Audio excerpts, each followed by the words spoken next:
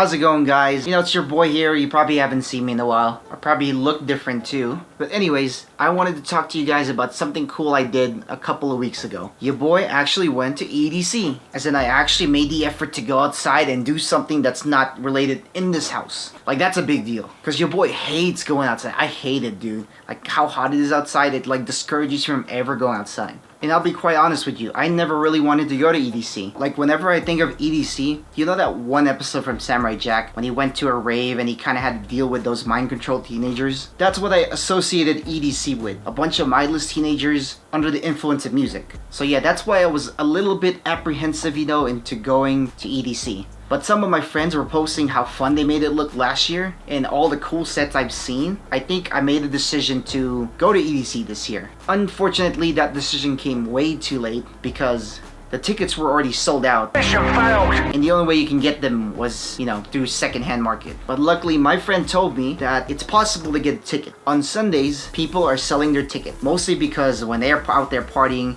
a little too hard on Saturday and they couldn't make the recovery to party again on that Sunday. So that's where they try to sell it to some people and try to make a little bit of their money back. Ultimately, he found a seller. It was this. This is the ticket. You wear this on your wrist so they know that you paid for your ticket. If you don't and you try to sneak in, you are banned for life for any event that they are in charge of. But anyways, since I've never been to a rave in my life or EDC, I decided to dress comfortably and more conservatively than I would have if I'm trying to go somewhere to impress. Here was the logic behind my outfit. So I decided to wear a bright shirt just in case I get lost. Just so if my friends lost me, they can easily find me in the crowd, you know. Usually I would rock some type of pants in my outfit, but I don't know how hot the event could be. So I decided to wear shorts against my own better judgment. I figured it was better to be too cold than too hot. So that was the sacrifice I made. As for the shoes, I did not want to wear any nice shoes. So dress shoes was out of the option. So I decided to wear the dirtiest pair of shoes that I do not care about in my closet. Because, you know, I'm assuming people are going to be shuffling or dancing around. I don't want them stepping on my shoes. So worst case scenario, if they do step on them, these shoes were dirty anyways. Nothing changed. And this is your boy's outfit. This is the drip he's going to go to EDC with.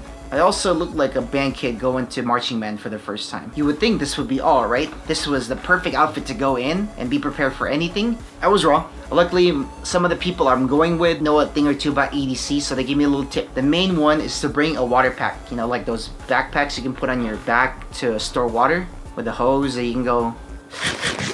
The other thing they told me about EDC is phone stealing or stealing in general is very common here. So there's two ways you can combat that. One is you just get pockets with zippers. Easiest way. Or two, you get a fanny pack. More specifically, a chest-mounted bag right here. So you can keep an eye on all your belongings at all times and just do like a quick little, oh yeah, my stuff's still here check. And now that I got all my gear assembled, right, it's time to meet up with the homies. When I walked up to the plate, right, I was expecting them to dress as intelligently as your boy. But no, they outdressed me. They were dressed in such cool outfits for EDC. Like, you could tell they were experienced because they have this EDC drip about them that they're like, hey, I've been here before. I know I look like I belong. Me? I look like I showed up to the wrong event. So after we all met up, we all hopped in one car and we started heading our way to EDC. I kid you not, the traffic was horrible. It was so bad. And what made it even crazier is they had to shut down the other lane that usually goes the other way. They shut down two of their lanes to put it more towards the direction of the venue.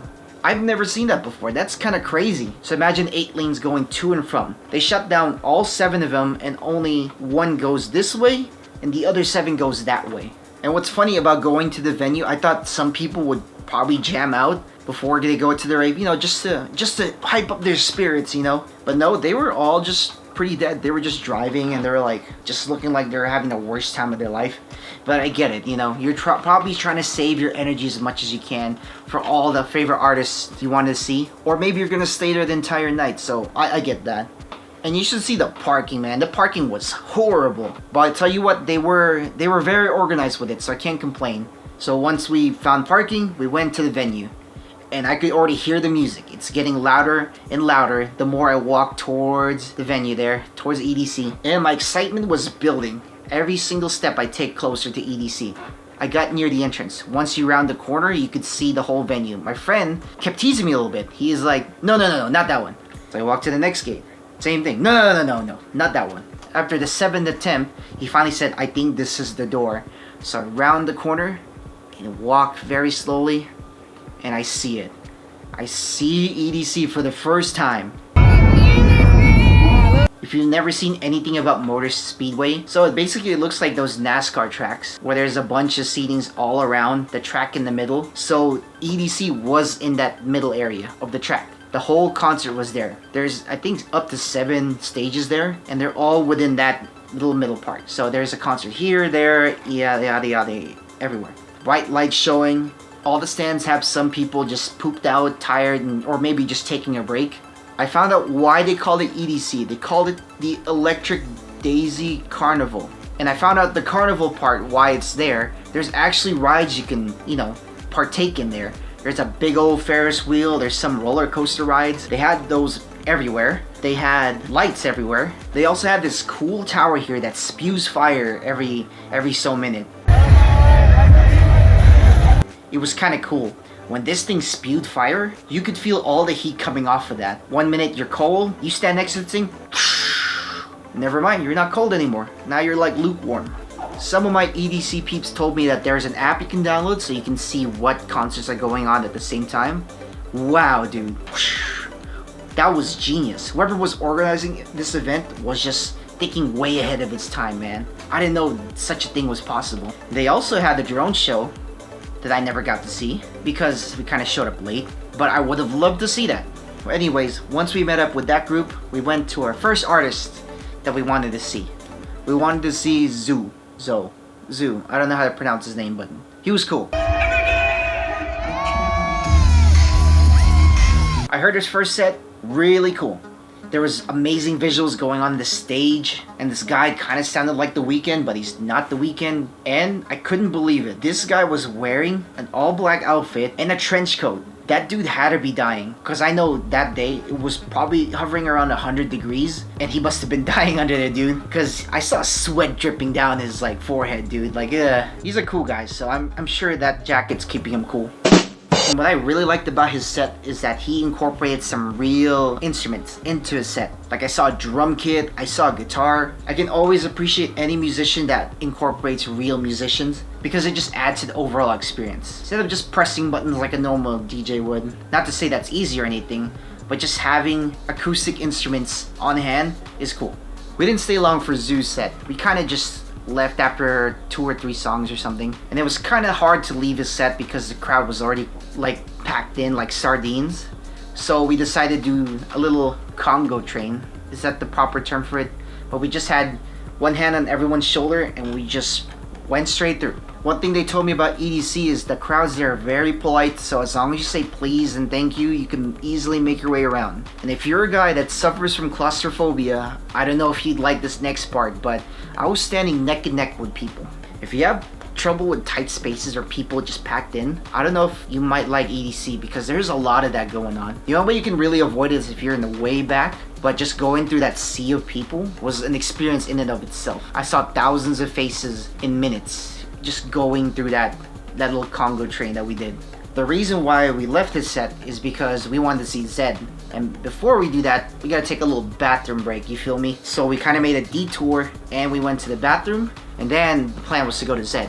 After we got done doing our business, we kind of ran into a dilemma. Our dilemma was we were running low on water because we spent a little bit of it jamming out to Zhu, and we didn't know if we'll have enough water to make it to Zedd's whole set. So our choice was to go find a water refill station. Oh, by the way, there are refill stations around EDC to refill your water bottles and all that, just to stay hydrated. And the plan was to either go to that and refill and miss a little bit of Zedd's set, or we can just toughen it out, ration the water that we already have, and just go to Zedd. I bet you know which decision we made. We decided to see Zedd, and man, when I went to Zedd, I didn't know how much of a Zedd fan I really was. Because that man can do no wrong in my eyes. Because every single song he played, I vibe with. No matter if I've never heard it before, I just vibe to it, I don't care. Zedd played, a lot of his very famous songs. So he played Clarity.